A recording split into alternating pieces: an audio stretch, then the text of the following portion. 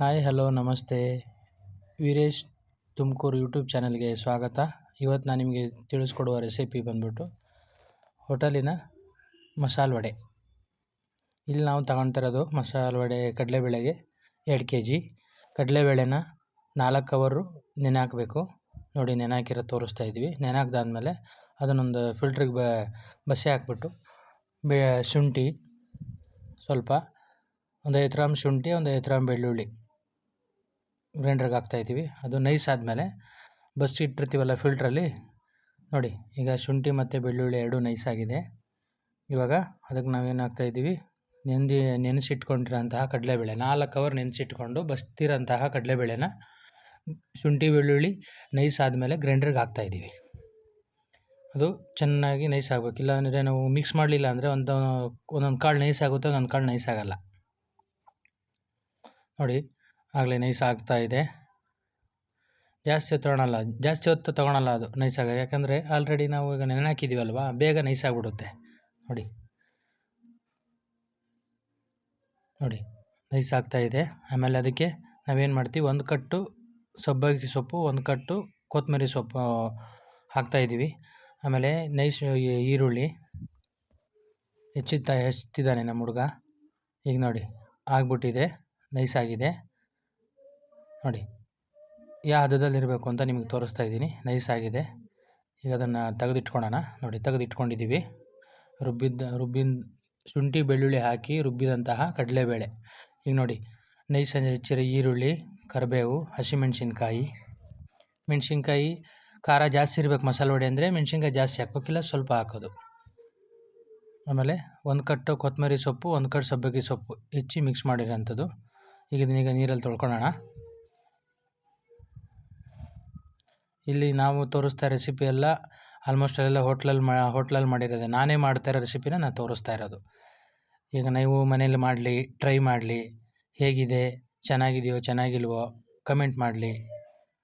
ನೀವೊಂದು ಕಮೆಂಟ್ ಮಾಡಿದ್ರೆ ನಮಗೊಂದು ಮೋಟಿವೇಶನ್ ಸಿಗುತ್ತೆ ನೆಕ್ಸ್ಟ್ ಇನ್ನೊಂದು ವಿಡಿಯೋ ಮಾಡೋಕ್ಕೆ.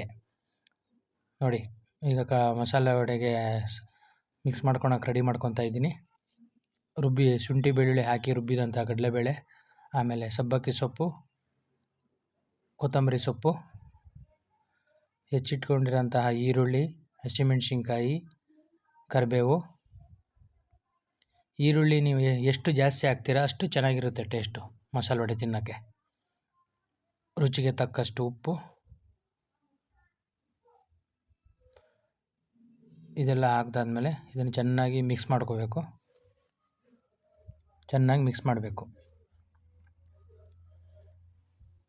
ಈಗ ನೀವು ಮನೇಲಿ ಮಾಡ್ತಾರೆ ಮಸಾಲೆ ವಡೆ, ಯಾರು ಮಾಡಲ್ಲ, ಎಲ್ಲ ಮಾಡ್ತಾರೆ ಮನೇಲಿ. ಆದರೂ ನನಗೇನೋ ನಮ್ಮ ಹೋಟ್ಲಲ್ಲಿ ನಾವು ಹಿಂಗೆ ಮಾಡ್ತಾಯಿದ್ದೀವಿ, ನಿಮ್ಗೊಂದು ತೋರ್ಸೋಣ, ನಮಗೊಂದು ಆಸೆ. ಏನೋ ಒಂದು ಮಾಡ್ತಾಯಿದ್ರೆ ಇದನ್ನು ನಾವು ತೋರಿಸ್ಬೇಕಲ್ಲ ಜನಗಳಿಗೆ.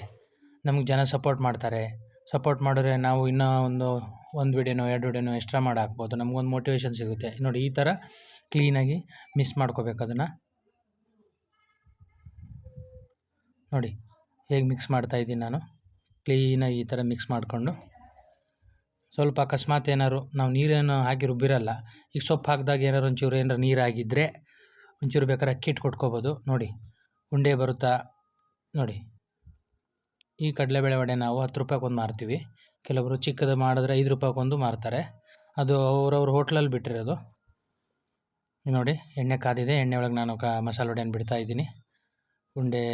ಉಂಡೆ ಮಾಡಿಬಿಟ್ಟು ತಟ್ಬಿಟ್ಟು ಬಿಡ್ತಾಯಿದ್ದೀನಿ. ನೋಡಿ ಎಣ್ಣೆನೂ ಅಷ್ಟೇ ಜಾಸ್ತಿ ಕಾಯಬಾರ್ದು. ಒಂದು 50% ಕಾದಿರ್ಬೇಕು ಎಣ್ಣೆ. ಜಾಸ್ತಿ ಕಾದ್ಬಿಟ್ರೆ ಏನಾಗುತ್ತೆ, ಮೇಲ್ಗಡೆ ಗೋಲ್ಡನ್ ಕಲರ್ ಬರುತ್ತೆ, ಒಳಗಡೆ ಬೆಂದಿರಲ್ಲ ಮಸಾಲೆ ವಡೆ. ಅದೇ 50% ಎಣ್ಣೆ ಕಾದಿದ್ರೆ ಏನಾಗುತ್ತೆ, ಒಳಗಡೆನೂ ಬೇಯ್ತದೆ, ಹೊರಗಡೆನೂ ಬೇಯುತ್ತೆ ಕ್ಲೀನಾಗಿ. ನೋಡಿ ಉಂಡೆ ನಾವು 10 ರೂಪಾಯಿ ಮಾರ್ತೀವಲ್ವ, 10 ರೂಪಾಯಿ ಕೊಡ್ತೀವಿ ಕಸ್ಟಮರ್ಗೆ. ಅದಕ್ಕೋಸ್ಕರ ನಾವು ಸ್ವಲ್ಪ ದೊಡ್ಡದು ಮಾಡ್ತೀವಿ. ಕೆಲವರು 5 ರೂಪಾಯಿ ಕೊಡೋರು ಏನು ಮಾಡ್ತಾರೆ, ಸ್ವಲ್ಪ ಸಣ್ಣದು ಮಾಡ್ತಾರೆ. ನೋಡಿ ಹೆಂಗಿದೆ ನೋಡಿ ರೌಂಡಾಗಿ. ಈಗ ನೋಡಿ ಬಾಣಲೆಲಿ ಬಿಟ್ಟಿದ್ದೀನಿ, ತೋರಿಸ್ತೀನಿ ನಿಮಗೆ. ನೋಡಿ ಕ್ಲೀನಾಗಿ ಬೇಯ್ತಾ ಇರುತ್ತೆ. ಎಳೆ ಕಾವಲ್ಲಿ ಬೇಯಿಸಿದ್ರೆ ಕ್ಲೀನಾಗಿ ಬೇಯುತ್ತೆ. ಇಲ್ಲಾಂದರೆ ಏನಾಗುತ್ತೆ, ಮೇಲ್ಗಡೆ ಕಲರ್ ಬಂದಿರುತ್ತೆ, ಒಳಗಡೆ ಬೆಂದಿರೋದೇ ಇಲ್ಲ. ನೋಡಿ ಎಷ್ಟು ಕ್ಲೀನಾಗಿ ಬಂದಿದೆ. ಕಲರ್ ಹೆಂಗೆ ಚೇಂಜ್ ಆಗ್ತಿದೆ ನೋಡಿ. ಬೇಯ್ತಾ ಬೇಯ್ತಾ ಗೋಲ್ಡನ್ ಕಲರ್ ಆಗ್ತಾಯಿದೆ ನೋಡಿ. ಈಗ ಆಲ್ಮೋಸ್ಟ್ ಆಗ್ಬಿಟ್ಟಿದೆ ಮಸಾಲೆ ವಡೆ ನೋಡಿ. ಯಾವ ಕಲರ್ ಬಂದಿದೆ, ಇದು ಆಗಿದೆ. ಈ ವಿಡಿಯೋ ನಿಮ್ಗೆ ಇಷ್ಟ ಆದರೆ ಲೈಕ್ ಮಾಡಿ, ಶೇರ್ ಮಾಡಿ, ಕಮೆಂಟ್ ಮಾಡಿ. Thank you for watching.